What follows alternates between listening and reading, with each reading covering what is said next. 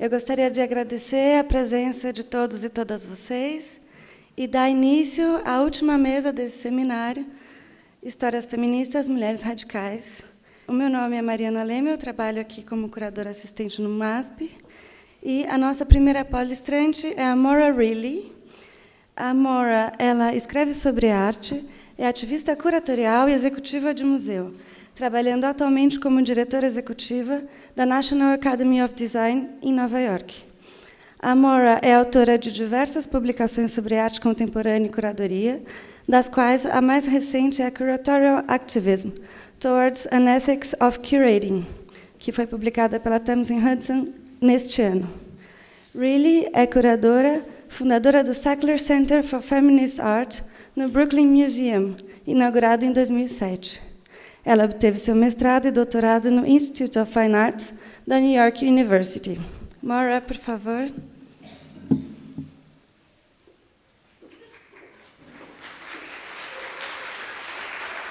Hello, everybody. I want to thank, first of all, Adriano, Isabella, Andre, and also these incredible people that are transcribing for us. It's really phenomenal. It's an absolute honor to be here speaking with such esteemed colleagues, so thank you for that. And I just want to forewarn you that the first 15 minutes of my talk, you might want to slit your wrists because the statistics on women artists globally are very grim, but the second half you'll be very happy, so just want to forewarn you. So, women artists in the West have certainly come a long way since art historian Linda Nochlin wrote her landmark essay, Why Have There Been No Great Women Artists, in 1971. Imagine ourselves, for instance, back in the pre-feminist days, when the presence of a successful woman artist, or any professional woman, for that matter, like a lawyer or a doctor, was considered truly exceptional. Or try to visualize the mid-20th century with American artists like Lee Montague, Helen Frankenthaler, Joan Mitchell, Lee Krasner, Elaine de Kooning, who were referred to as lady painters and dismissed by art historian Irving Sandler as second-generation abstract expressionists, and therefore less interesting or significant than the ejaculatory gestures of Jackson Pollock or the violent brushstrokes of a Franz Klein or a William de Kooning. And in particular, Krasner and de Kooning were dismissed as lesser than or derivative examples of their more famous husbands. But in contrast, today, 2018, women are featured broadly in important museum and private collections. They're the subjects of monographs, they're presented in art history textbooks, are highly visible in the galleries, in the media, and on the art scene in general. Over the last 10 years, for instance, Georgia O'Keeffe, Louise Bourgeois, Joan Mitchell, Yayoi Kusama, Katie Nolan, Jenny Saville have made headlines with their off-the-chart auction record prices. And the current art stars, one of whom is among us today, Judy Chicago, Catherine Opie, Cindy Sherman, Micheline Thomas, Carolee Schneemann, and Tracy Emin, have demonstrated the seemingly endless possibilities for contemporary women artists. Now, given these advances, one might think that women's improved status and visibility in the art world were signs of significant progress. Yet, while all of these are optimistic signs and certainly represent a shift in a positive direction, they are by no means seismic, or at least not yet. So, don't misunderstand me, women artists are certainly in a far better position than they were 47 years ago when Nochlin wrote her essay, and definitely hold a far more respectable professional status than they have throughout history. For one thing, access to high art education, to which women had historically been denied, is now possible for many with financial means. Indeed, as an art critic from the New York Times told us in 2016, Roberta Smith, that women represent 65% of the students and art programs in the United States. Moreover, the institutional power structures, the most important thing, have been overcome to some degree. And let's see, hold on one second. And Nochlin argued made it impossible, the institutional power structures that Nochlin said made it impossible for women to achieve artistic excellence on the same footing as men have been shifting, if ever so slightly. And women themselves, who Nochlin argued were puffing mediocrity at times, have since taken the necessary risks that the author suggested were required for women to achieve greatness.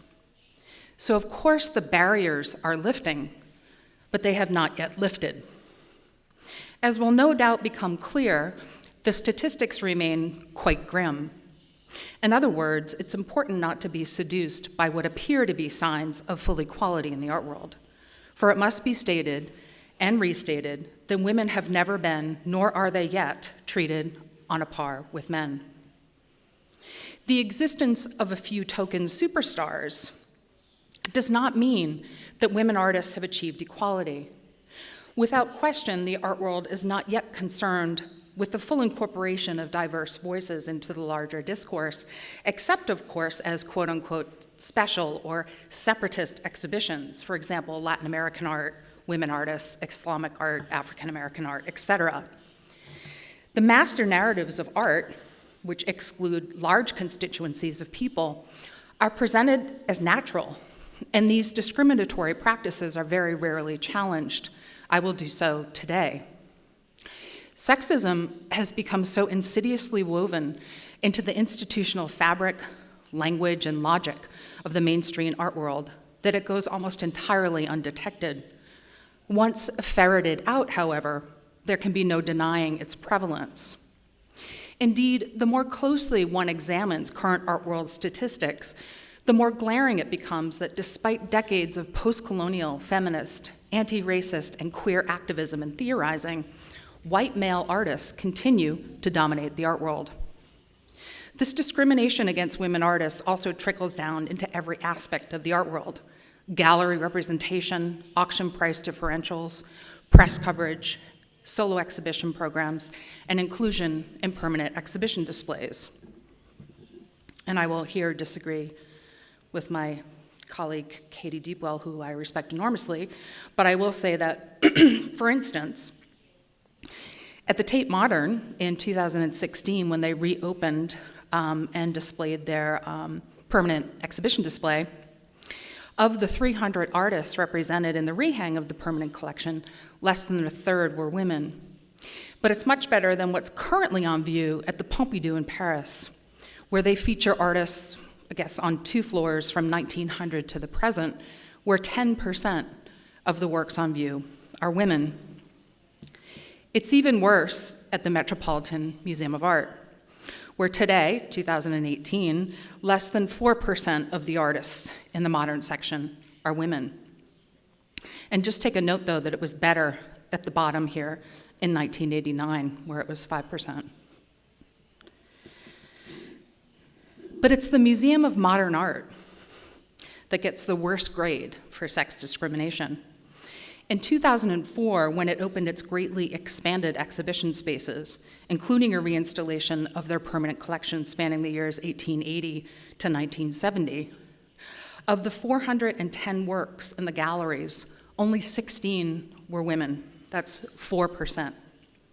Now, I dashed through these galleries last week in New York, and there are, of course, significant developments and improvements, but continued problems. So as you can see on the far right, of the works on display, 21% were women artists. So clearly there's progress, 4% to 21. And I will say that when I worked at MoMA in 1997, there were only 4 women on display out of 500 works. So they're getting there, but it's slow progress. Now, you might wonder how this institution is faring in relation to others. Last year, the Guerrilla Girls made this poster and telling us that less than 6% of the artists in the modern sections are women. I talked to the director here over lunch, and he told me that there's been great development. Even in 1 year, there's now 12% women on display. So kudos to the folks here for making great efforts. Now, blockbuster exhibitions are also subject to appalling levels of discrimination. Again, if this isn't clear, the red is women. and the blue is male. So we're looking here at a chart showing the male to female ratios at the Venice Biennale. So you'll note in 2013, for instance, a biennial curated by Massimiliano Gianni, that only 26% of the artists were female. But on a whole, the situation has greatly improved since 1995, as you can see, when only 10% were women artists. In 1970, not a single woman artist was included. Again, 2 steps forward. Now, women are often slighted in exhibitions where within which one would think they would play a major role, like Documenta and the many international biennales, for instance. Analyzing the history of female inclusion at Documenta has been quite sobering. So whilst the 12th edition, as you can see, Roger Bruegel, he included a 43% ratio of women to men, so 43% is excellent from the statistics I've looked at. Okwe-Onwuzor, as you can see on the other hand here, represented just 27% women. But that's far better than 1997, as you can also see on this graph, where Catherine David, I'll just mention a female curator, showed less than 18% women artists, reminding us, of course, that women artists can be just as sexist as their male counterparts. Now, I show you here the US museums and looking at solo exhibition displays in particular. So it reveals, of course, as you can see very easily, that the problem of sex disparity continues here. So if you look again at, I think the Whitney has the best grade here. Of the solo exhibitions there from 2007 to the present, 31% went to women artists. That's actually as good as it gets in the United States. But I did want to note that just for this audience, that MoMA in particular in 2008 organized the first exhibition dedicated to a Brazilian modernist, Tarcia, and it was a woman. So that was a good sign. Just a tiny one, but a good one. Just to show you the museums in Sao Paulo, because you should know what's happening here. So analyzing the presentation only of solo exhibitions, we see that an average of 24% of them are dedicated to women artists. The worst grade goes to MAM at the University of Sao Paulo at 11% women. Let me repeat that MAM represents 11% women. So someone needs to call the director. All of you need to call the director. That's just, it's reprehensible. Now, the statistics here at MASP have radically improved since 2013. So that's thanks to Adriano Pedroso and his arrival, dramatically improved. So I look forward to looking at these statistics a few years down the line to see what's happening here. Also wanted to just throw kudos out to the fact that this institution is doing these major exhibitions next year, including solo exhibitions of Diego and Tarcia and the group exhibition. And indeed, I think next year you should say that this is MASP's Year of the Woman, because it's really extraordinary what's happening. Now just quickly, we'll take a look at some galleries here where you can see that women are featured far less as well. So activists like the Guerrilla Girls on the left have been protesting this problem for decades, calling out specific galleries as bigoted and holding them accountable, most spectacularly in this 1986 report card on the left. But more recently, as you can see on the right, the new art activist collective Pussy Galore updated the stats for those New York City galleries that are still open, like Mary Boone, and added others to the mix. So as you can see, of those still open today, comparing their stats from 1986 to 2018, the worst grades go to Leo Castelli, Gagosian, and Pace Gallery. On a positive note, unlike in 1986, there are now several New York City galleries representing women more than 45% of the time, and they need to be celebrated. PPOW, 303 Gallery, and Gallery Lalong. And in fact, the latter has 70% women artists, which in my research is unheard of. Just wanted also to note, because it's disturbing to me, how the galleries owned by women do not necessarily have better statistics. So take a look at Mary Boone, Paula Cooper, and Marian Goodman, for instance. Oh, before I turn, note David Zwirner on the bottom right, who represents 28% women, which I think everyone in this room would agree is really kind of sad, sort of statistic. He was just named in Art Review's Power 100 as the #1 most powerful man in the art world. So I find that a little bit scary that someone who perpetuates discrimination can kind of get away with that when Art Review is looking at powerful people. Now, let me just show you these ones here. This is controversial, I'm sure, and I would encourage everyone in the room to take a picture of this slide. This is looking at the commercial galleries in Sao Paulo.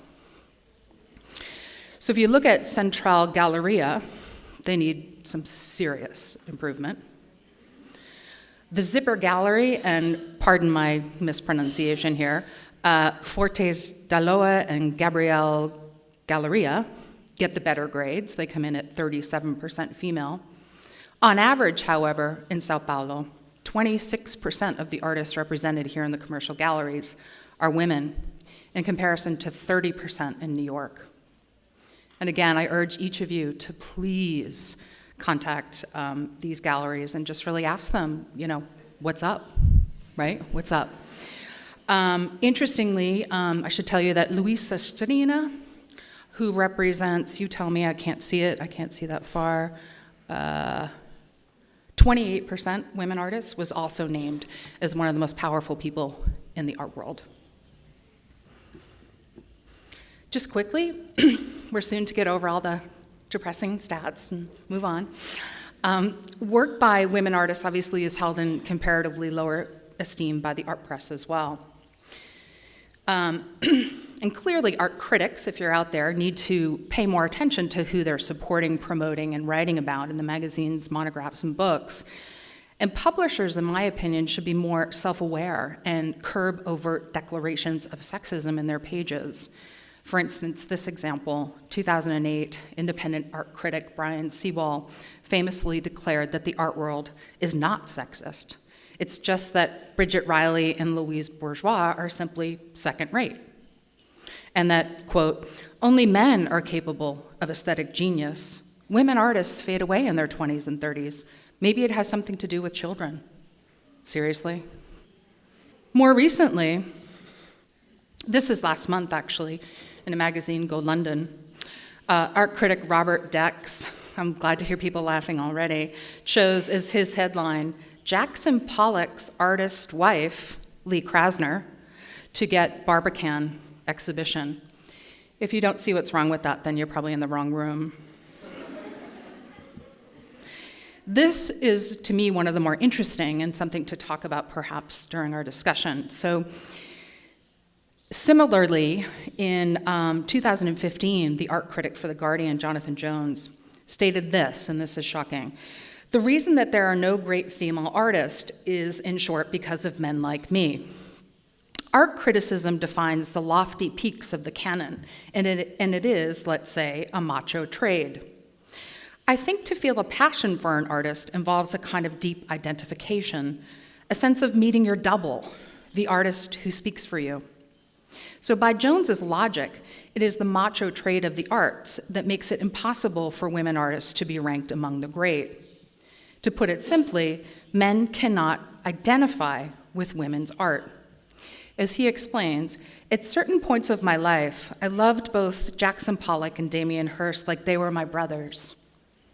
Their art spoke to me, man, and you can't imagine artists more male than those, end quote.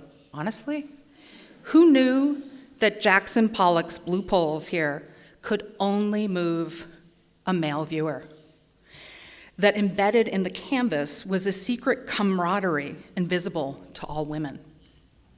However, Jones's analysis is rather fascinating and raises 2 points. First, if he is correct that we need more feminist critics who can break the old macho, old boy network.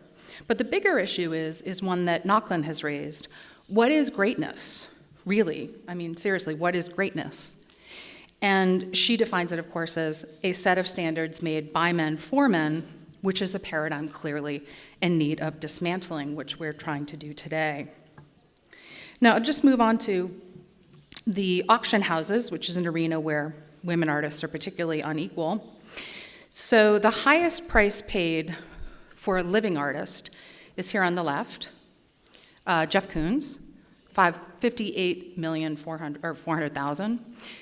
Please note what I put in parentheses there. That's not a unique work of art. That's an addition of 5. On the right is a unique work of art by Jenny Saville, valued at $12.4 million. These are all the latest statistics. The highest price paid for a dead artist, Georgia O'Keeffe, $44.4, and 10 times that, a Da Vinci for $450 million. Enough said. But in this redo of a famous Guerrilla Girls poster, again, this art collective, Pussy Galore, responded to the soaring price of the Da Vinci by declaring, as you can see here, that one could buy at least 5 major works by each of the women artists for the price of one Da Vinci. So you could essentially have a women's art museum with hundreds of works for your collection. Clearly, feminist activism is still necessary. And if these figures have not inspired you to take action, then I really don't know what will. As is clear, there's much to be done. But what can we do about it? How do we get those in power to loosen their grip? What are our choices as artists, curators, scholars, collectors, and so on, to ensure a more just and fair representation in the art world? As early as 1971, Linda Nochlin argued that the problem for women didn't lie in their hormones, but in our very institutions and our education. So thus, the question of equality, she argued, devolves around the very nature of institutional structures themselves and the white masculine prerogative that they assume as natural. So again, I ask you, if our problem lies in our institutions at a core systemic level, what do we do? How can we change our institutions, and can we? And which strategies will be most effective? And I think more importantly, what can we do to ensure the improvements that we've witnessed, even minor, over the past few decades, continue? In the context of this talk, I would argue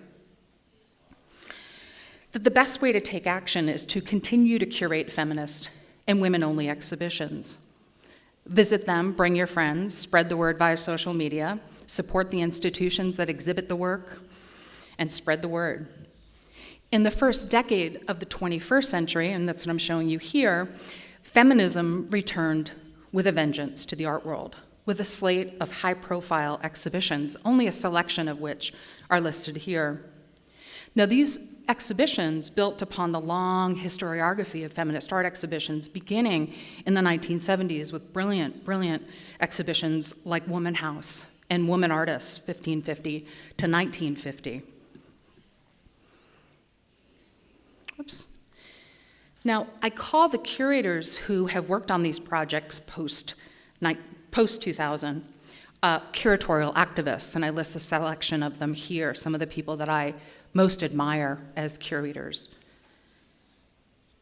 And I call them this curatorial activism because it's a term that I coined several years ago to designate the practice of organizing exhibitions with the precise aim of giving voice to those artists who have been silenced or omitted from art history and or contemporary art. And as such, focuses almost exclusively on work produced by women, artists of color, non-Euro-Americans, and or queer artists. So each of these curatorial activists that we're looking at here has organized exhibitions that specifically address the art world's inherent biases by offering up a counter-discourse or a parallel narrative that focuses on stellar work being produced by artists from women's and feminist communities, and often on an international scale. The majority of the exhibitions that they've curated have received broad critical reception in the mainstream press and precipitated tremendous dialogue about issues of equality and justice. Indeed, the year 2007 in the US was called the Year of the Woman and the Year of Institutional Consciousness Raising in the mainstream American press, recognizing it as a time during which women and feminist artists were granted tremendous public attention. Now, the year 2007 was isolated because it coincided with several major feminist initiatives and projects in the US, one of which was the opening of the extraordinary historic exhibition WAC and the Feminist Revolution, which traveled to multiple venues and received tremendous attention. The year 2007 also coincided with the opening of the Elizabeth Sackler Center for Feminist Art, the first exhibition and programming space in the United States dedicated exclusively to feminist art, of which I was the founding curator. Now, the space, if you've never been there, comprises a permanent installation of Judy Chicago's The Dinner Party, a special rotating exhibition galleries, and a forum for public programming. The center opened with a bang in 2007, at which point Judy's permanent installation was revealed for the first time, accompanied by an exhibition called Global Feminisms, which I had curated with Linda Nochlin. It included 88 artists from 62 countries, and only 4 Americans out of that, so truly, truly global in scope. Now, the Center for Feminist Art was immediately recognized as an unprecedented museological intervention and as landmark, and still is today, not only in the history of museums, but in the history of art itself. Excuse me. This renewed widespread interest in feminist art post-2000, which was displayed not only in these shows, but in books, magazines, symposia, panels, reflected, in my opinion, the rise of powerful female curators, art historians, and most notably patrons, like Elizabeth Sackler at the Brooklyn Museum, and Sarah Peter at MoMA, and Barbara Lee at the ICA in Boston, et cetera, et cetera. These women, these patrons with money, really wielded their power and have really worked hard to change the institutions from the inside, structurally, systemically. Now, by granting visibility to women's artistic production across time and cultures, these shows and exhibition spaces are addressing lacuna in the history of art and countering the erasure of women who have been marginalized within the canons of art history. I believe that we cannot underestimate the importance of these exhibitions, curatorial positions, and museum and gallery spaces we've been discussing that are dedicated exclusively to women. Frankly, what other choice do we have at the present? Until there is equality in representation, these projects will always be necessary. However, exhibitions that select artworks based on gender, sex, sexuality, or nationality are not necessarily looked upon favorably in the art world. They're criticized as separatist and ghettoizing. Indeed, in the early 2000s, a curator at an avant-garde institution in New York, who now works as a senior curator at MoMA, and if you want to know his name, I'll tell you later, rejected a proposal for a show on contemporary LGBTQ art that had been curated by Harmony Hammond, a famous lesbian artist, and Ernesto Pujol. He said that he felt uncomfortable with the concept of an exhibition that makes sexual orientation the delineating factor for inclusion or exclusion. The same curator declined a proposal for an exhibition of artists from Africa because he felt uncomfortable with selection criteria based on nationality or ethnic origin. He wrote, quote, "I feel it is no longer time," this is again in 2003, "I feel it is no longer the time to make such limiting judgments for selection, and we should shy away from exhibitions of works by women artists, feminist artists, Black artists, or as in a more recent example, African artists, selected solely on the basis of gender and ethnicity." He argued that there's no longer a need for shows on so-called marginalized groups because they have now been totally and completely included in contemporary art shows and collections. Now, I got wind of that and I contacted the Guerrilla Girls. Maybe you can raise that slide up a tiny bit because it says it's signed by Katie Kolwitz from the Guerrilla Girls. So I contacted Katie Kolwitz and told her about the proposal's rejection, and she sent this response directly to the curator, which is worthy of reading. Dear Sir, I can hear you laughing already, Judy. Dear Sir, we were privileged recently to see a letter that you sent to Harmony and Ernesto declining an exhibition proposal they had submitted to your institution. We're writing to say that we couldn't agree more with the views you expressed in your letter. You are right that in this post-ethnic era, there should no longer be exhibitions of works by women artists, Black artists, African artists, or in the co-curator's proposal, queer artists, or any shows selected solely on the basis of gender, ethnicity, or nationality. But we feel you didn't go far enough. Let's get real here. In this post-studio era, how can you justify a show of video artists, painters, sculptors, or photographers? In fact, since any curatorial intervention limits the reading of artists' works by pushing it into some thesis or another, we propose that there should be no more exhibitions at all. Sincerely, Katie Kolwitz from the Guerrilla Girls. Now, this anecdote poses some important questions. Is there really no need any longer for an exhibition of work by queer artists, African artists, women artists, or any of those selected, again, solely on the basis of their gender, ethnicity, etc.? Are we truly living in a post-Black, post-feminist, post-queer world? I think we all know the answer to that. Have all human rights causes triumphed completely? Is there no longer a need for further curatorial and cultural activism? Could we not think of these exhibitions as simply curatorial frameworks meant to delineate the artworks on display? For instance, when Lucy Lepard, my curatorial hero, was queried in 1971 why she curated a woman-only exhibition called 26 Contemporary Women Artists, she replied, and I love this, "The show itself, of course, is about art.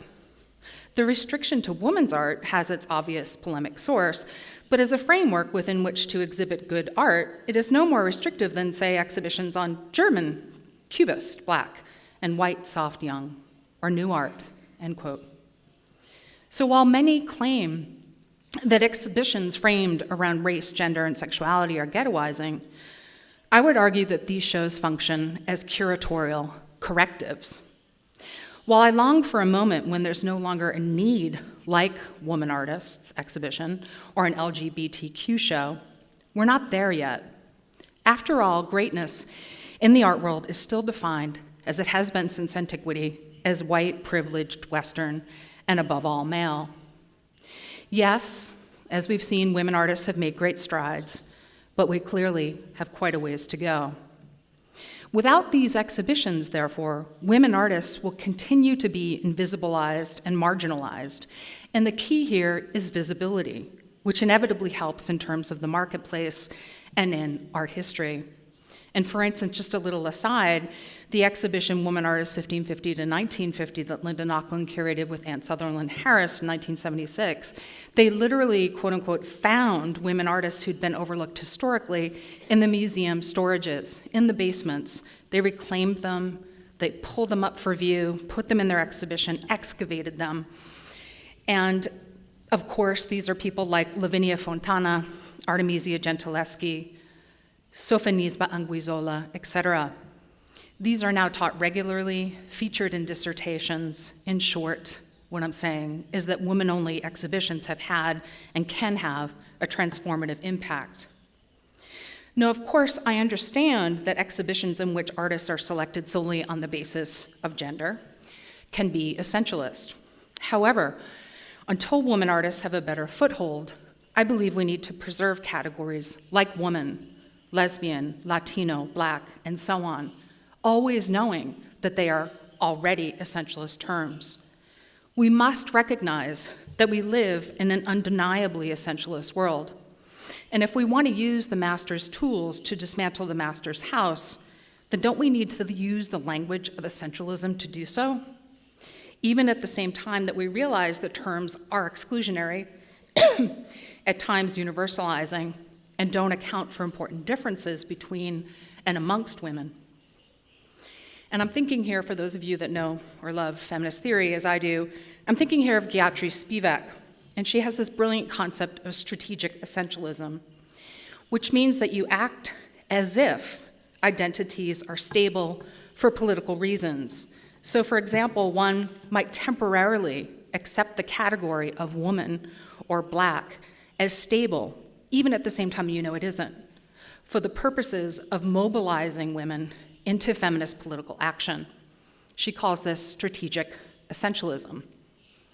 And what it is that the essential attributes are acknowledged to be a construct, and you understand it as such.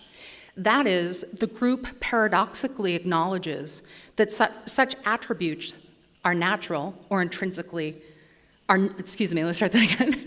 That is, the group rather paradoxically acknowledges that such attributes are not natural or intrinsically essential, but are merely invoked when it is politically useful to do so. Moreover, members of the group maintain the power to decide themselves when those attributes are essential and when they're not. So in this way, again, strategic essentialism can be a powerful political tool. I'm going to move on to my conclusion here. So while we need to keep curating feminist and all-woman shows, I hope I've explained why we need to, and to continue including large numbers of women in group shows, there are other things that we can do to promote equality in the art world.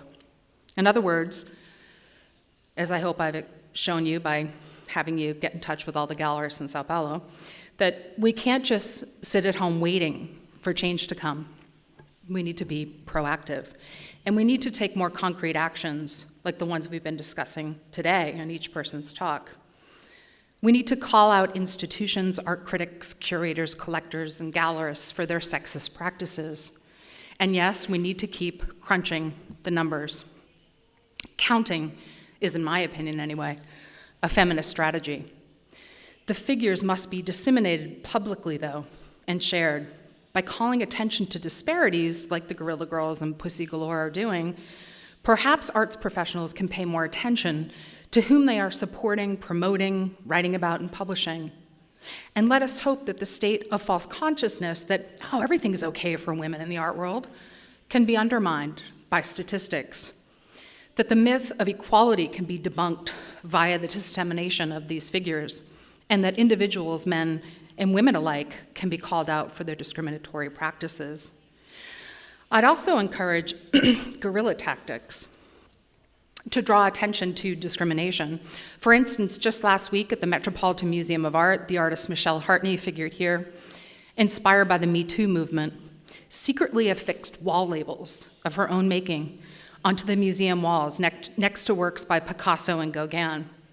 This is at the Metropolitan Museum of Art.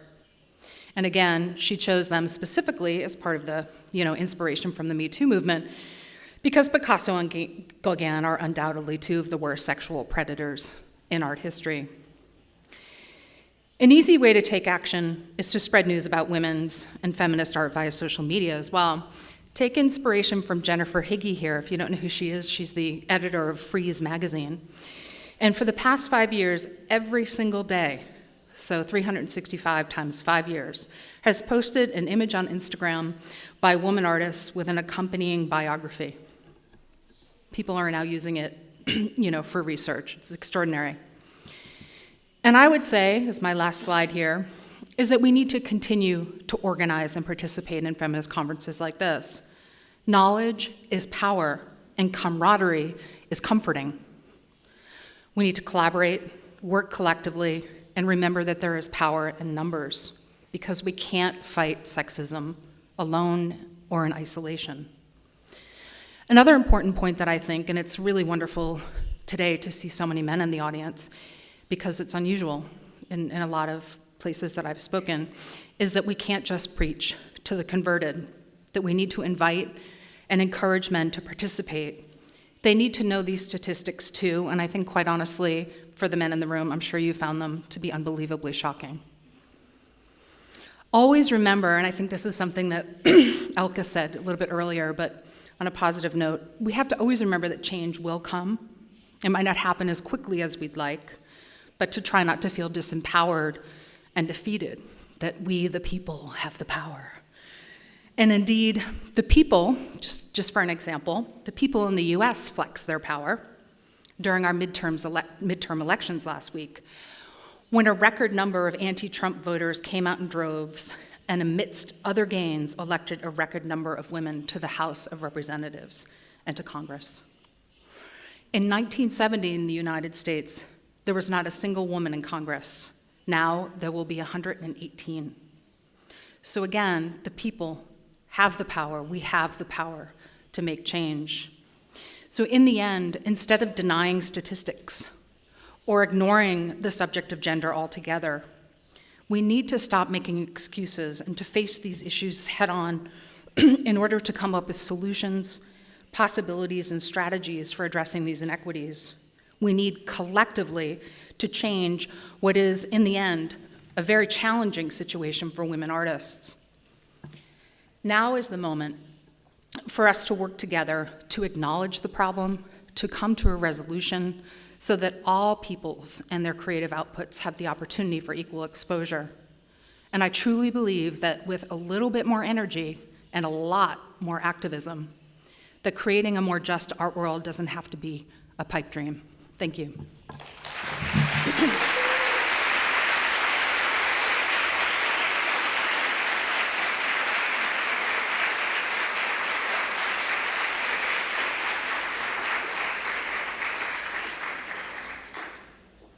Muito obrigada, Maura. Really? Antes de apresentar a nossa última convidada, eu gostaria de lembrar a todos vocês para fazerem perguntas, que ao final dessa última apresentação a gente vai ter uma mesa de debates. Então, por favor, elas devem ser feitas por escrito para as nossas colaboradoras que estão circulando pelo auditório. A nossa última convidada é a Judy Chicago. A Judy é artista, autora de 14 livros e educadora.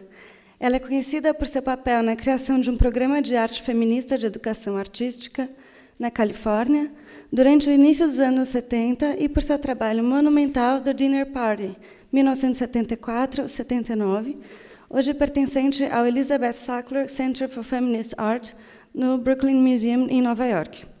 O trabalho da artista continua a ser exibido regularmente nos Estados Unidos e em outros países. Judy, por favor.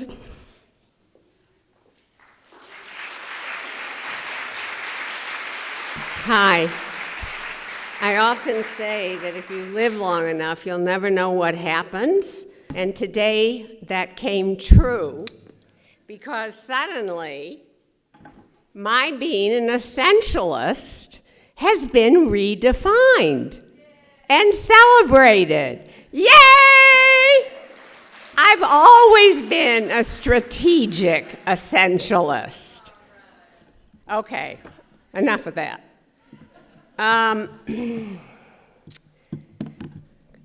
Oh, I have to do this myself. Let's see. Okay, fine. Although I would imagine that everybody here is familiar with the dinner party, is anybody not? Good, okay. I thought I'd begin by describing what is probably my best-known work. Created between 1974 and 1979, the dinner party is a monumental work of art, triangular in configuration, that employs numerous media, including ceramics, china painting, and an array of needle and fiber techniques to honor the achievements of women in Western civilization.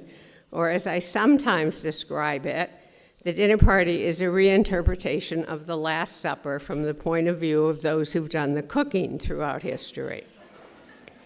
When I began work on the dinner party, there were almost no women's studies courses, and the prevailing perspective was that women had no history. In fact, when I was an undergraduate at UCLA, I took a course on the intellectual history of women taught by a respected historian. He promised that at the last class, intellectual history of Europe, taught by a respected historian. He promised that at the last class, he would discuss women's contributions. As I was an ambitious young art student who hoped to become part of art history, I waited all semester. At the last class, the professor, who I can still see, he wore a tweed jacket and he had leather patches on his arms on his jacket, which was the old former professorial costume, along with horn-rimmed glasses, and he smoked a pipe, because then you could still do that. Anyway, he walked to the front of the room and he said, "Women's contributions, they made none." After graduating with my master's degree in 1964, I spent almost a decade struggling in the extremely macho LA art scene, trying to make a place for myself. By the end of the 1960s, because I was a child of a father who was a student of history, I decided to look back at history in the hopes of finding some women before me who had faced and overcome comparable challenges to what I was encountering. Fortunately, even though it was impossible to talk about sexism, in fact, there wasn't even a word, or gender at all at that time, I knew that a lot of what I was facing had to do with discrimination against women. However, later in my life, when I look back at that period, I realized that I oversimplified the problem of what I faced in the 1960s in LA. And the reason I oversimplified it was that I never imagined that my male artist colleagues were being treated like shit too. That just was not in my mind. So all I could think was, when I was treated like that, it was because I was a woman. And a large part was, but it wasn't all of it. Some of it had to do with the position of artists, which continues to be a difficult place to be, particularly with the advent of so many thousands of young artists being pumped out of art schools all over the world. By the end, through a self-guided study tour at the end of the 60s, I discovered that my professor was entirely wrong. There were countless important women in history, which everyone knows now. The more I read, the more pissed off I got. And by the early 1970s, I became determined to try and counter what was a widespread lack of knowledge by creating a work of art that, like Christian imagery, could teach an entirely ignorant audience, in this case, about the richness of women's heritage, because of course, the church knew how to teach through images. I structured the dinner party according to the way in which I had learned the history of Western civilization, replacing the litany of male heroes with images of women on china-painted plates, which were presented on a table. The table rests on the heritage floor, which you can see clearly in the image in the center, and all 999 names of the women on the heritage floor are explicated in the heritage panels, which unfortunately the Brooklyn Museum often takes down, even though I keep telling them it's part of the art.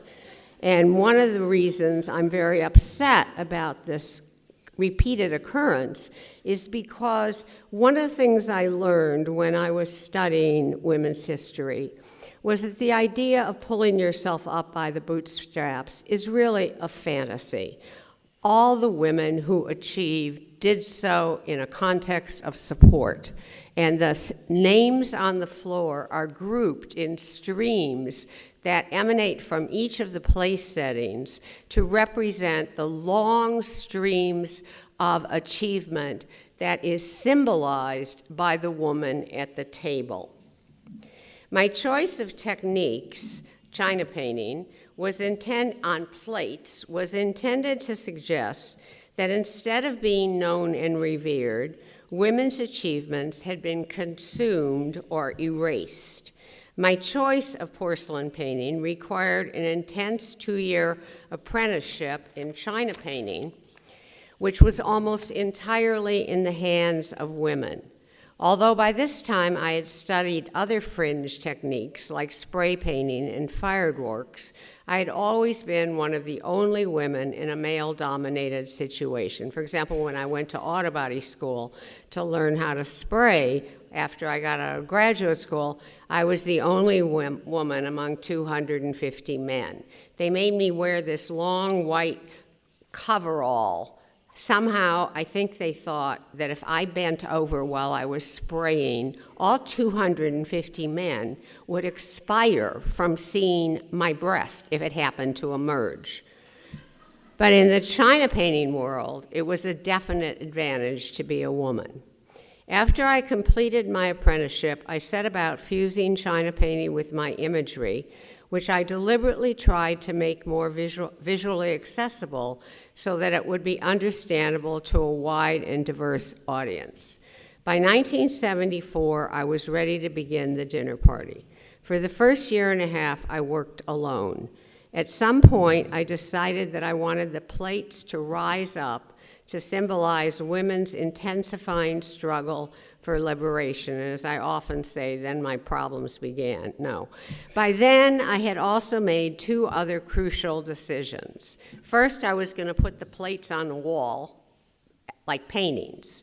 But then I decided that plates belong on a table, which led me to buy an embroidery machine in an effort to learn embroidery so that I could identify each woman at the table with a line of stitching, which tells you how much I knew about embroidery.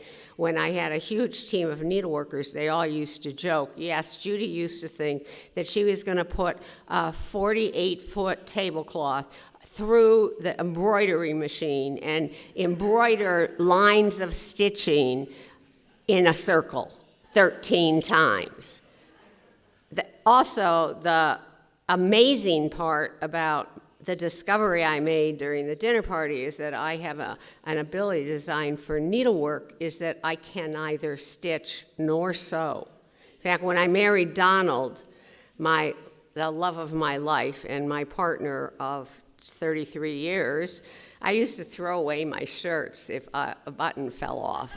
And Donald's like, that's the end of that, because he's really handy.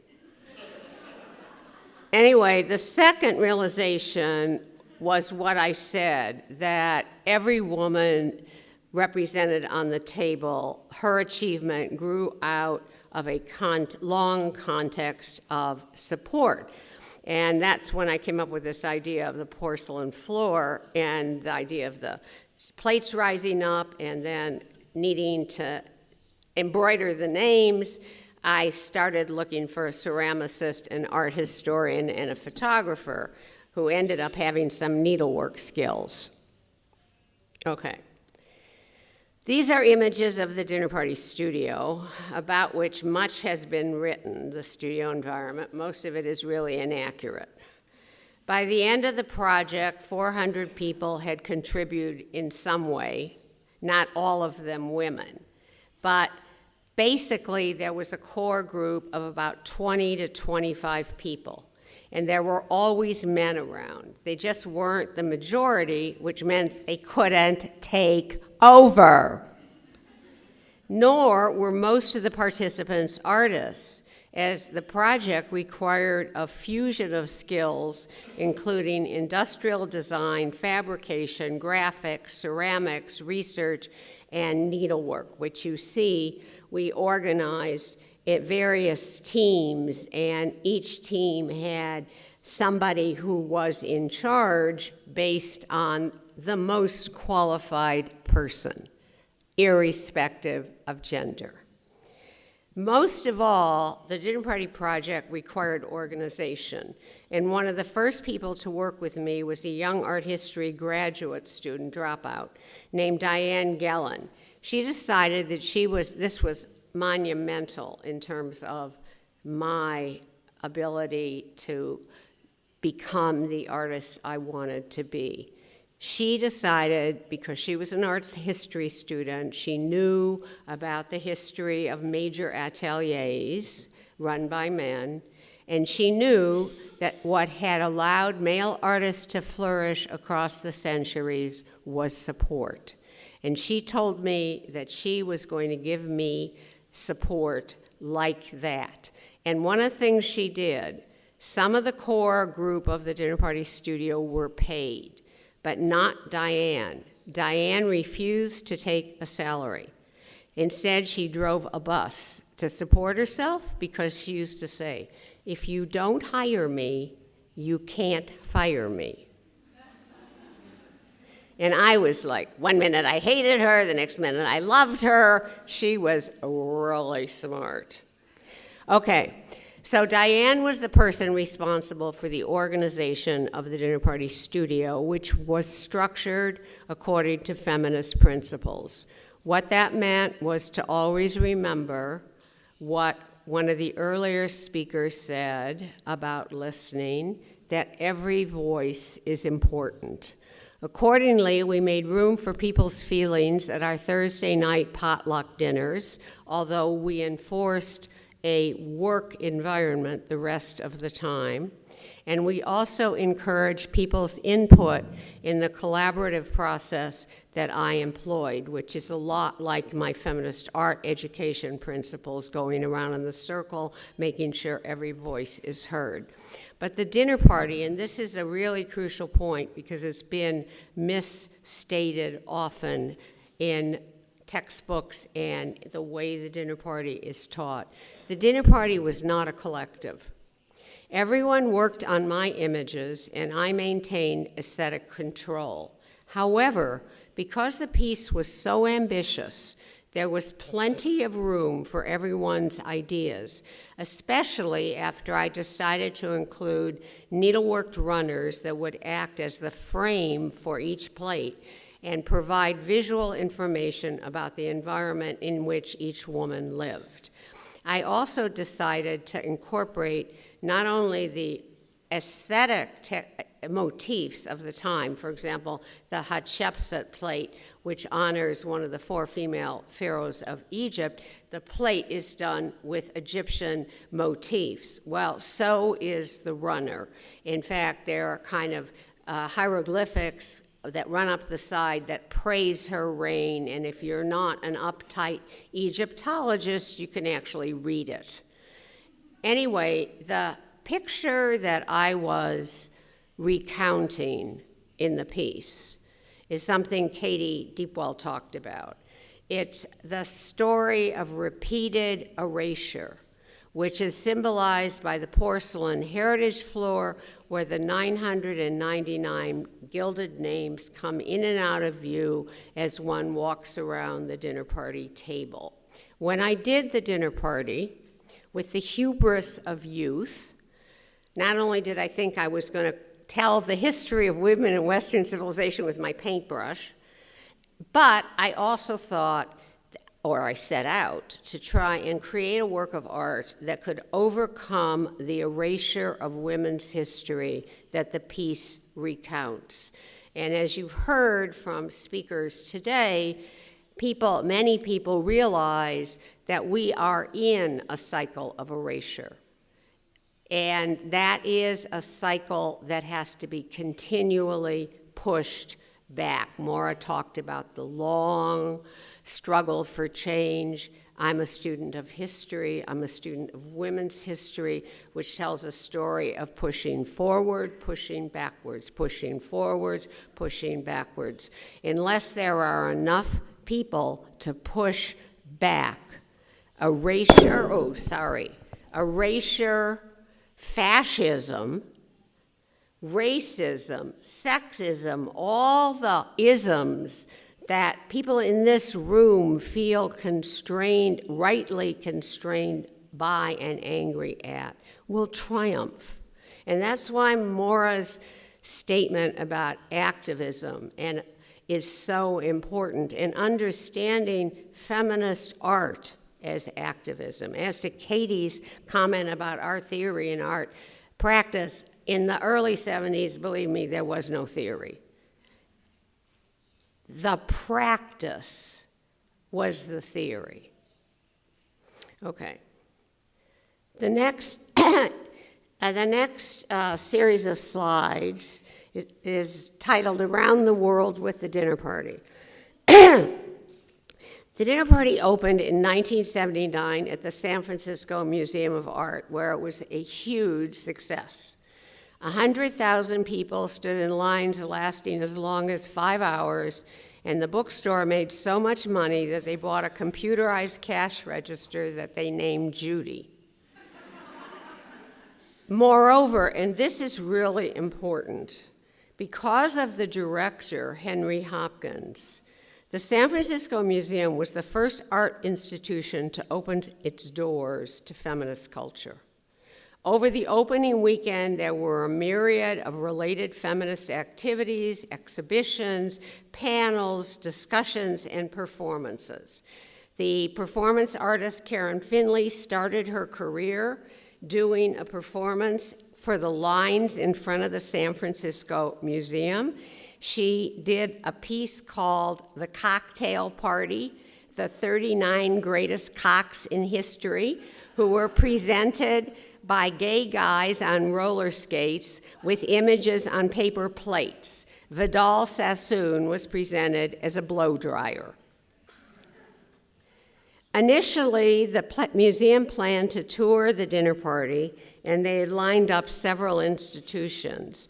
But despite its huge success, the other museums canceled and the piece went into storage. As to the artist, she went into shock. I lost everything. My studio, my staff, my then marriage, which wasn't such a bad thing because I've married up. And I was in debt. My former husband was short, and my present husband is tall and handsome. Anyway, I'll shut up.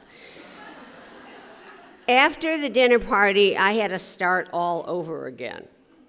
Slowly, the most amazing thing happened. People from around the country, enraged by the art world resistance, began to organize. Diane Gellin traveled extensively, meeting with grassroots groups who wanted to bring the dinner party to their hometown. This effort soon expanded to other countries. Eventually, the piece traveled to 16 venues in 6 countries on 3 continents to a viewing audience of over 1 million people. Occasionally, it was exhibited in museums, but mostly it was shown in alternative spaces. Many of the organizing groups made so much profit that they started both cultural and women's organizations, many of which still exist. For example, in Boston, the piece was shown in an old cyclorama, which has been turned into the Boston Center for the Arts based on the money made by the dinner party, which I made nothing on, by the way, because artists don't benefit. It's like, people always think I'm rich, but in America, artists don't get paid for showing their work. That's different in Europe. Anyway, along the way, there were some pretty fabulous events related to the exhibition, and some of these show those pictures. In Frankfurt, Germany, there was something called the Festival of 1,000 Women, which was organized by the women who eventually were able to get the museum to bring the piece. Women from all over Europe attended, festively attired as one of the dinner party, one of the women on the table or the heritage floor. It was really cool. Hello, I'm Sappho, one would say to another, who would respond, hi, I'm Queen Elizabeth. And there was a dinner for 1,000 women in conjunction with the Melbourne, Australia showing. And just this last year, in celebration of the 10-year anniversary of the dinner party's permanent housing at the Sackler Center, there was the Year of Yes, focusing on the impact of feminism on the Brooklyn Museum, which included a celebratory gala during which museum director Ann Pasternak and I held a public conversation. And one of Ann's first comments when she became the director was that she intended to break out of the walls of the Sackler Center so that feminism could infuse the entire institution. Even though I was extremely gratified by the worldwide impact of the dinner party. From the beginning, I was determined that it had to be permanently housed, or it would repeat the story of erasure that it recounts. But I had no idea how long that would take. Finally, as Maura mentioned, in 2007, after 30 years of efforts, through the vision and support of Elizabeth Sackler, the dinner party was permanently housed. Since that time, over 1.5 million people have viewed the piece. It represents 20% of the museum audience, which is a statement about its ongoing relevance, since essentialism has come back in style. Even so, it was not until last fall, 40 years after I did the dinner party, that my creative process was first examined in the exhibition Roots of the Dinner Party, History in the Making, which opened at the Brooklyn Museum. The show, curated by Carmen Hermo, who also worked on the Radical Women show when it went to Brooklyn, explores my artistic practice, which often starts with research, then leads me on usually a very long journey of discovery that requires many years.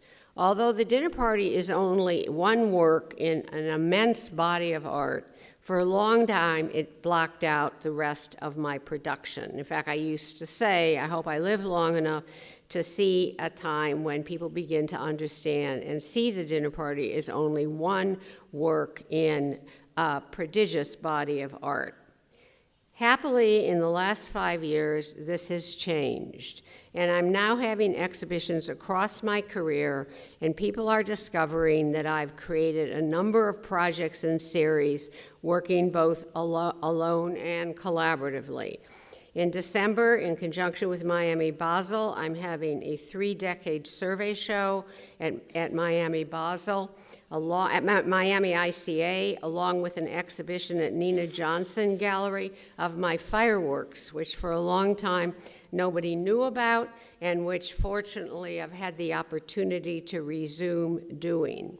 And in 2019, in celebration of my 80th birthday, there will be a major monograph published, and one of the things I'm really happy about is half the writers are men, because I'm sick to death of women writing about women, women writing about men, and men writing about men. Men need to step up to the plate and begin to do the historic task of writing about women. The monograph will be published in conjunction with my exhibition at the National Museum of Women in the Arts in Washington, which I want to talk about in a minute.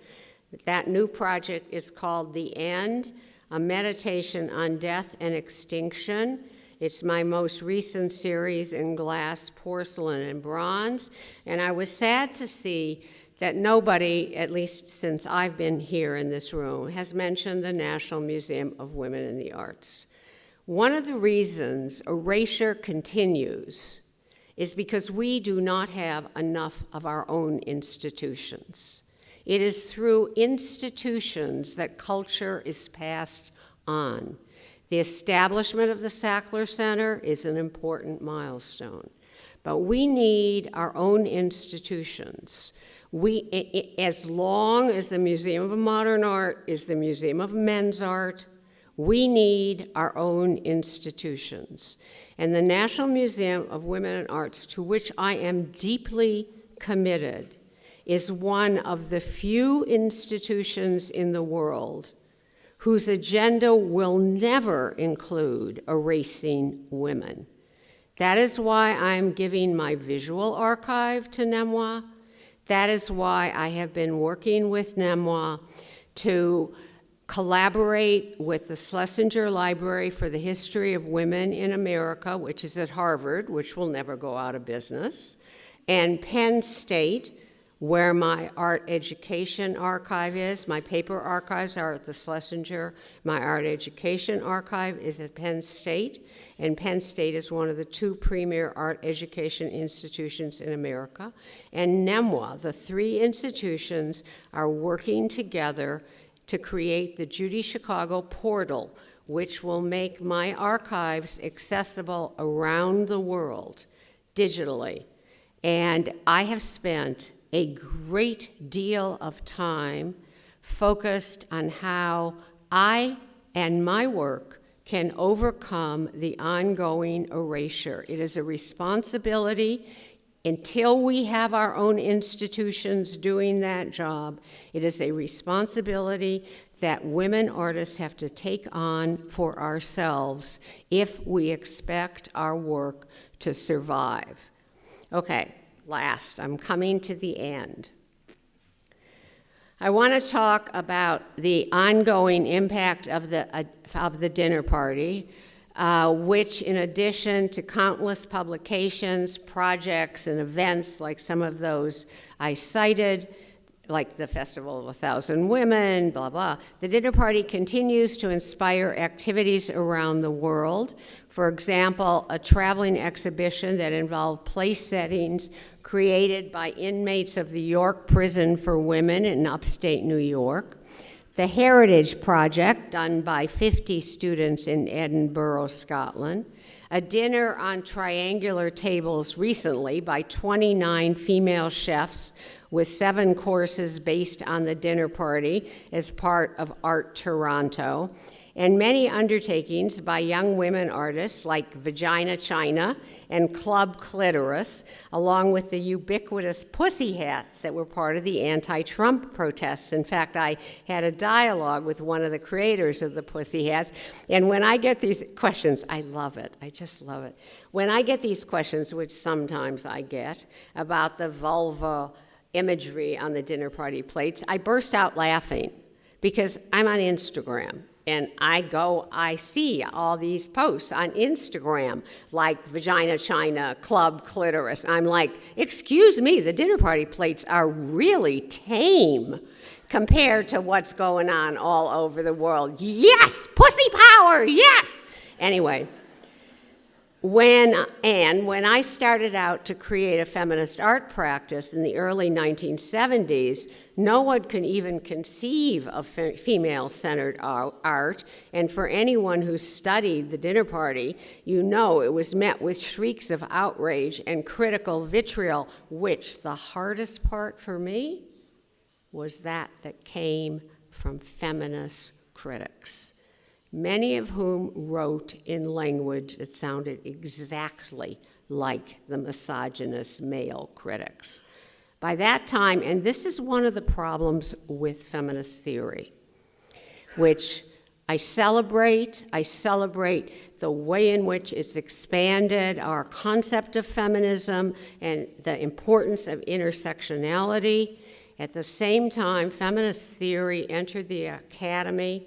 It cut off many of its connections to activism, and it also ended up turning generations of young women against their foremothers, which I hope will stop happening, because one of the lessons of the dinner party is the importance on building upon the achievements of the women before us.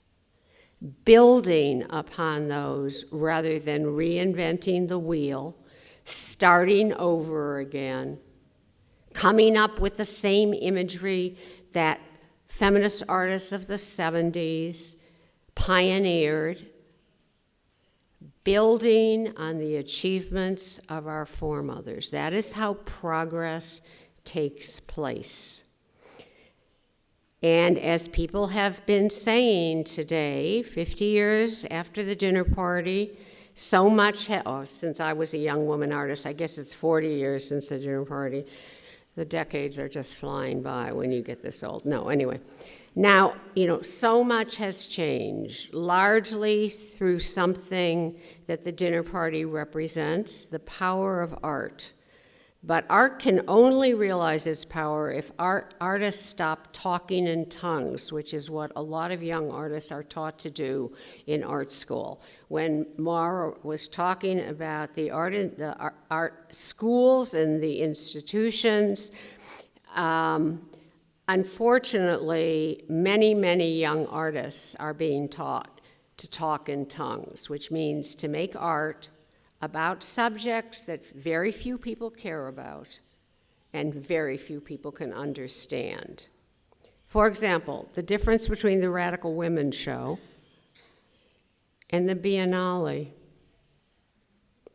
The Biennale represents a lot of talking in tongues. The Radical Women Show represents artists speaking from their hearts, from their experiences, across decades, continents, countries, geographies, ethnicities, and it also embodies the power of art. And Donald and I had the privilege of being toured through the show by Andrea, one of its curators. It was overwhelming to us, meaningful to us, and as I said, it demonstrates for me the same thing that the dinner party represents, the power of art. I've devoted my life to it. I'm trying to leave a legacy for younger people to build on, and I hope you will, whoever the artists are in the audience, I hope you will claim your heritage and go out and change the institutions, because what we've been hearing about these dismal statistics is how little the institutions have changed, even though consciousness all over the world has changed. Our triumph is in the changing of consciousness. Our tragedy is in the insufficient change in institutions, and that's the next job. Thank you very much. Thank you, Andre.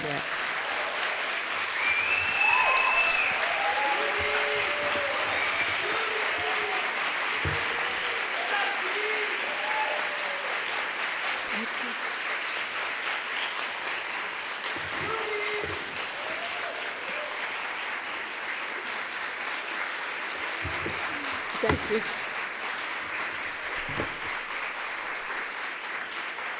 Muito obrigada pelas duas falas. Eu acho que foi realmente um final emocionante para esse seminário.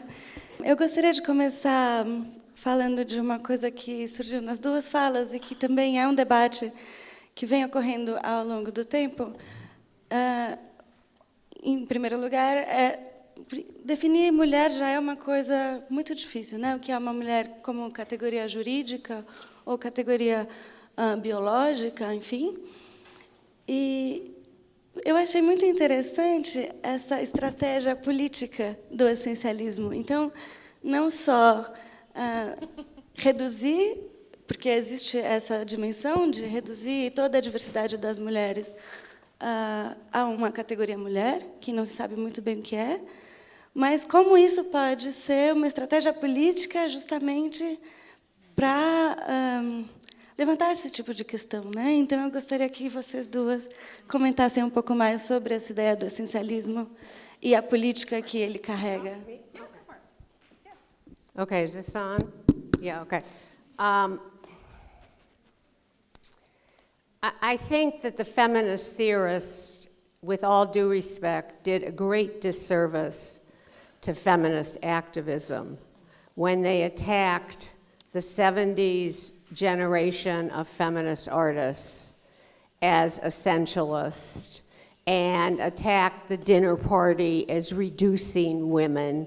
I mean, like, it used to drive me crazy how hundreds of thousands of women, ordinary women, would come to see the dinner party from all over the world, and they all knew it celebrated women.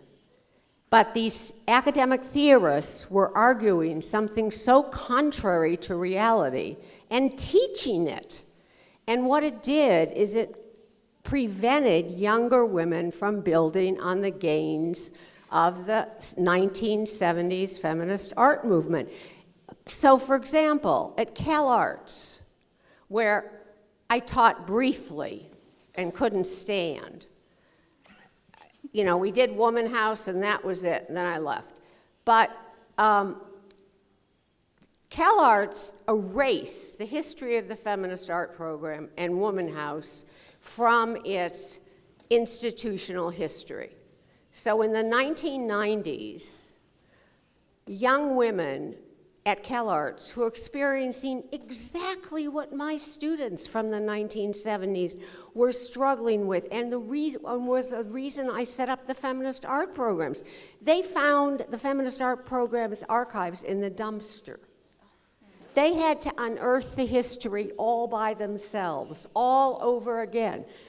So I'm really glad that feminists have come to their senses and realized, I always knew fucking femininity was a construct. I mean, who didn't know that? It was, you know, our effort, it just wasn't put into theoretical language. But what were my students doing in Fresno, dressing up in all these roles and role-playing, if not playing the construct of femininity? Yeah, I mean, and also to pick up on that, I mean, I think it's the concept of essential, it's just so complicated because, you know, when you think of something like Linda Naucklin's exhibition, The Women Artist Show, you know, 1550 to 1950, Georgia O'Keeffe refused to be in it because it was called Women Artists. She was like, I'm an artist, I'm not a woman artist. So there was that debate going on at the same time, and I think that complicated matters tremendously, don't you think? It was sort of like Lee Krasner was like, I don't want to be a woman artist or a lady painter. So I think there was this rejection of the concept of womanhood and how important it was for you to embrace that, and how important it was that for you to embrace it precisely for the reasons that I was trying to get across, which is that we've been erased. You have to take your stand and hold on tight to that identity until we can reach even a modicum of equality. So I think it's, you know, it's so complicated in and of. Well, there are right? two things, Maura. One, I mean, Georgia O'Keeffe refused to let me reproduce Black Iris in Through the Flower, my first autobiography. No, I didn't know that. And, you know, it really upset me. Yeah. But years later, when the Sackler Center opened, for the book we did for that, I re-researched all the women on the table and the floor because there had been so much new scholarship, including on women artists. And I read some of the criticism that had been leveled against O'Keeffe when her flower paintings were first shown. Yeah. She was vilified. Oh, she was vilified. Not only that, her artistic agency was completely denied. You know, she didn't paint the paintings emanated from her womb. Wow. It was like, and I'm like, no wonder she doesn't want to be associated. She could not imagine a revision of celebrating that, right? So that's one thing. The other thing is, like, in 2012, there was an exhibition in Santa Fe of my series, Power Play, about the construct of masculinity, which, you know, is one of the first series from the 80s that bodies of work that have ever been met by silence. And for the re-showing of it, reviewing Power Play, I called up Jonathan Katz, who's the most prominent queer theorist in America, completely cold. I didn't know him. And I convinced him to write the catalog essay because I loved it. Well, he did a great job, but he got so hassled by his academic colleagues. How can you write about Judy Chicago? She's such an essentialist. And then when Power Play was shown at the beginning of this year in New York, it was before the Kavanaugh hearings, but it was after Harvey Weinstein and the beginning of the exposure of the degree to which toxic masculinity all over the planet, which is intended to keep women in their place, was being enacted. And Jonathan, we did a panel, and he said, it's amazing what 6 years has changed, because even though we all know now, because thanks to feminist theory, about the shifting nature of gender and the construct of gender, we all know that for most people in the world, it doesn't shift much. Right. I mean, I was trying to say that the world that we live in is so essentialist. That's right. So that, right? I mean, so we can't deny that. So what I was saying is if you're trying to, dismantle the master's house, you need to use the master's tools, and the master's tools are, male, female, masculine, feminine. They don't even allow for like a cis identity or a gender queer, or, we're making strides in that regard, which is fantastic, and we should be. But the world itself isn't. Maybe in the U.S. or some areas. Yes, in the Western, bring those world. concepts to Afghanistan, or Iran, or I mean, it's. E é justamente isso que uma pessoa da plateia nos fala, inclusive, que complica mais ainda as coisas. Ela diz que sentiu falta nas falas e na pesquisa da Maura, essa pesquisa com interseccionalidade, com raça e questões trans, nas palavras dessa pessoa. Você não acha que não falar dessas questões de interseccionalidade reforça justamente o apagamento de diversas mulheres que não correspondem a essa ideia mais universal de mulher? Yeah, I think maybe I should go and repeat the section that I had on strategic essentialism, because I wrote, the presentation that I gave today is from one chapter in a book that I just wrote, which is called Curatorial Activism. The other chapter is looking at artists of color and of non-European descent. Disponível na biblioteca do museu em breve. What?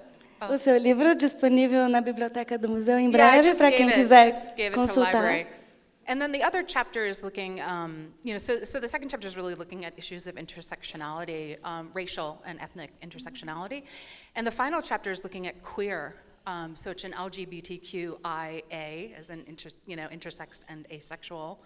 This keeps getting longer and longer, but so the final chapter looks at issues of queerness. So what I was only focusing on today was resisting sexism. And as far as intersexuality, I mean, I'd love to have had the time to delve into those issues for sure. The exhibition that I curated called Global Feminisms is probably, at least in my opinion, one of the greatest examples of an intersexual exhibition that I've ever seen.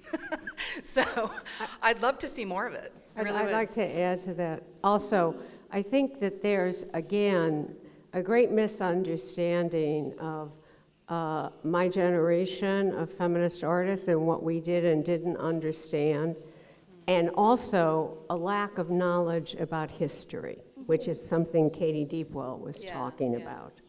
Yeah. So the Brooklyn Museum, which is always reporting complaints to me about the dinner party, said, a trans woman complained that there were no trans women represented on the table. Well, listen, in the 1970s, transgender was not really even discussed in the same way that gender wasn't discussed in the 60s. Yep. Transgender was not discussed in the 1970s. That's a very recent... I actually think that's a really silly point that they made. Yeah, I know, really.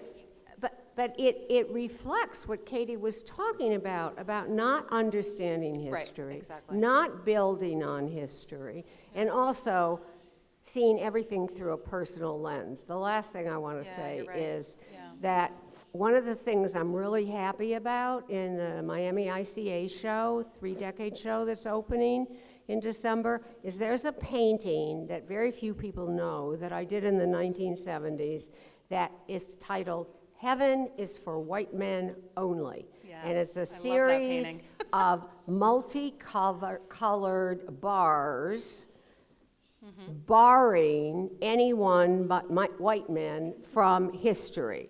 So what do you mean we weren't aware of intersectionality? And in fact, Sojourner Truth, one of the reasons I selected her for the dinner party table was she was the first woman in history to talk about the overlap between racism and sexism. So again, lack of understanding, lack of knowledge, not building on history.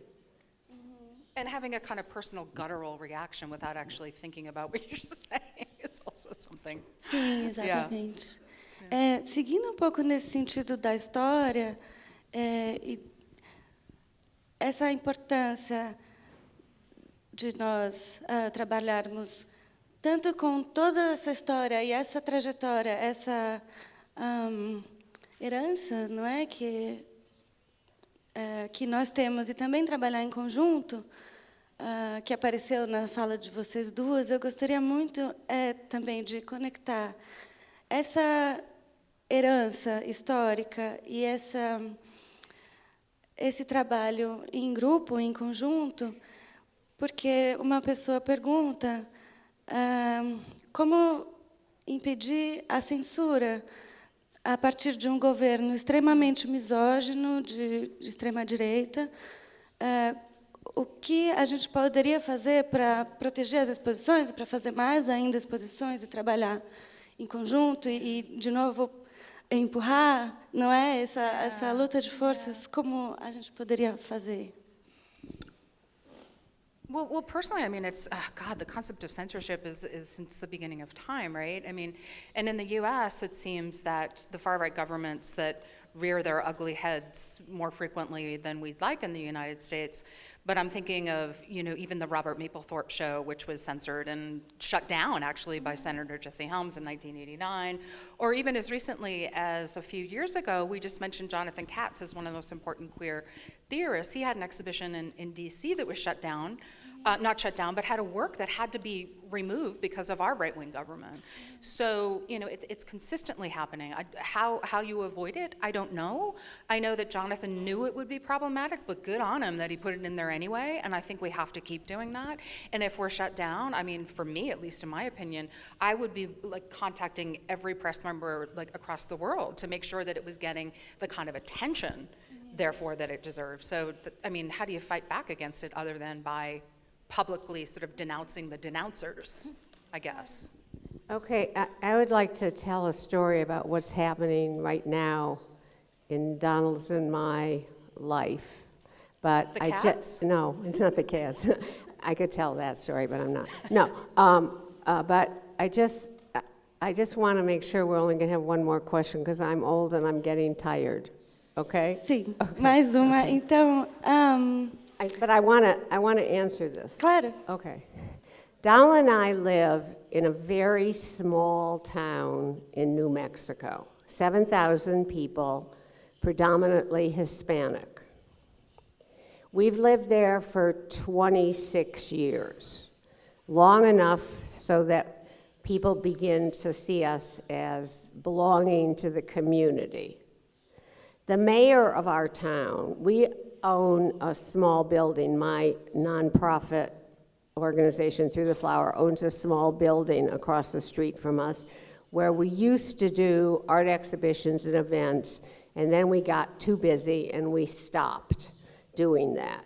Our mayor and one of our city councilmen came to us and asked us if we would reopen Through the Flower in partnership with the city. Wow.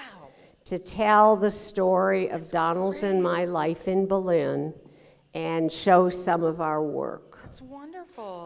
And you know what happened? An enormous controversy broke out. It's going on right now. They did a workshop for the city council. There are 4 male members on the city council, one of whom was supportive of this. They assured us that all of the city councilmen were in support of this. There was a workshop for them where they demonstrated the most appalling ignorance about us, about art, wow, about their own community, because one of the council members, and it was reported in the local newspaper, he was afraid of pitchforks and protests. Wow. Right. The people in our town got enraged at the city council.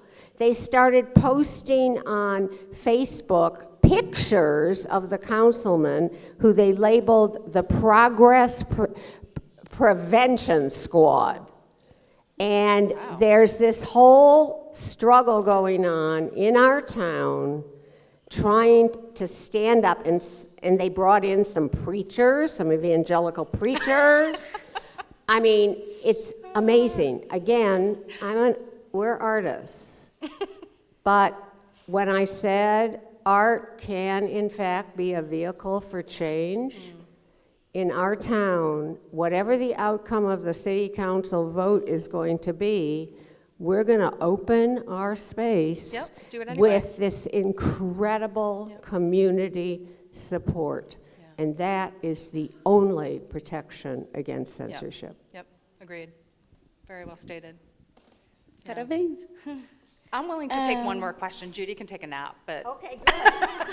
Now, one more question, and then I'll take it. Nós temos mais duas perguntas muito interessantes. Eu acho que já foram de algum jeito respondidas ou o assunto é aventado, mas enfim, se vocês quiserem fazer umas considerações finais, são duas perguntas que se conectam. A primeira é para a Judy, que pergunta como a obra do Dinner Party afetou e afeta a sua produção como um todo. E a partir desta obra, não é, que está agora em exposição permanente, quais seriam as estratégias para as artistas mulheres também conseguirem cada vez mais ocuparem os espaços institucionais? Two things. My practice has not really changed dramatically as a result of the dinner party. From the beginning of my career, I've gone back and forth from working by myself to working collaboratively based on the nature of the project I was involved with, whether I could do it with my own hand or whether it would require more people. Like my most recent project, The End, is basically my own hand. But what the dinner party did do for me was it demonstrated to me the power of art. I always believed in the power of art, but when I saw how people around the world organize and mobilize, you know, it's just like, oh my God, the power of art is way beyond anything I ever imagined. And in terms of, I think all the strategies, you know, I don't think that there's any one right path. I think everything everybody outlined, we have to do everything. Yeah. But in terms of my career, which is kind of a miracle, I've tried to leave a path about how I achieved my goals through my books, through my art, through the Judy Chicago portal, through my archives. And I had to find my history, our history. I had to find my path, which I learned from learning our history. And if there are people who have similar goals to the goals I've had, they'll have to find their path, and I hope that what I've provided will be useful. Yeah, I want to add to that. That's just brilliantly stated. But I'm really particularly excited about the portal. One of the things that I'm really interested in as a curator is the importance of the virtual component for every exhibition, because I do feel strongly that if a tree falls in the woods and no one hears it, it didn't happen. We have to document everything. Every exhibition that we do as feminist curators has to be documented. Every feminist artist, we have to make sure that we are documenting and disseminating that information. One of the things that was the thing that I'm most proud of actually in working with you at the Sackler Center was my insistence on doing the online database. We wrote, for people that haven't visited the website, there's a biography. At that point, it was the most up-to-date research because we hired all of these PhD students to update the scholarship on the 1,038 women that are featured in the dinner party, and it's all online. I don't know if it's been updated since then, but it was really critical to me that people who may not even have the funds to purchase the book or who live in New Zealand or Tasmania and couldn't get to see it, that there was a way in which we could still disseminate the information. And we live in a world where the internet rules us. And I think that's so critical for us now, moving forward, to always keep that in the forefront of our thinking. And indeed, I was telling Elke recently that everything I've ever written is downloadable as a PDF on my website, contrary to copyright. Because I'm talking only about feminism, only about women artists, and I want that information out there. Before I take a nap, I want to thank Adriano and everybody at this institution, congratulate all my sister presenters, and say the one thing that is just overwhelming to me is I started out all by myself. I know. And I have had to be incredibly isolated through the course of my career, but it's just incredible to see so many people and so many colleagues and so many people pushing forward together. We are going to carry the torch, don't you worry. Com certeza. Muito obrigada a todos.